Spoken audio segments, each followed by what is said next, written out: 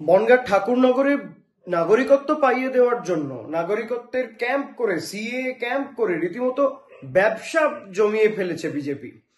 বনগাঁ, ঠাকুরনগর, পালপাড়া এই সমস্ত অঞ্চলগুলো কোথাও সাহায্য করবার জন্য 20 টাকা, কোথাও ফর্ম ফিল আপ করে জমা করিয়ে দেওয়ার জন্য 800 টাকা, এবং বলা হচ্ছে সাধারণ মানুষ যদি ক্যাম্পে টাকা দেয় তাহলে তারা সহজেই নাগরিকত্ব পাবেন, আর যারা টাকা দেবেন না তারা নাগরিকত্ব পাবেন না।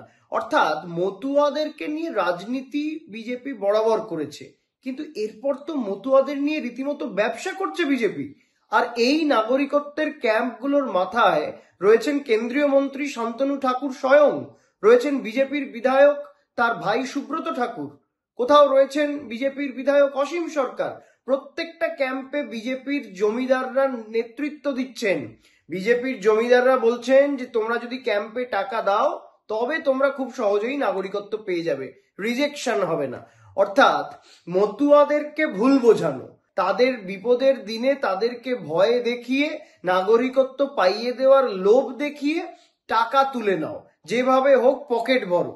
বাংলা বিরোধী বিজেপির জমিদাররা তারা বাংলাকে শোষণ করে শুধু ক্ষান্ত থাকছে না, এবার বাংলার অন্যতম শ্রদ্ধার জায়গা ঠাকুরনগর, অন্যতম শ্রদ্ধার জায়গা আমাদের যারা মতুয়ারা, তাদেরকে ব্যবহার করছে রীতিমতো নিজেদেরকে পকেট ভরাতে।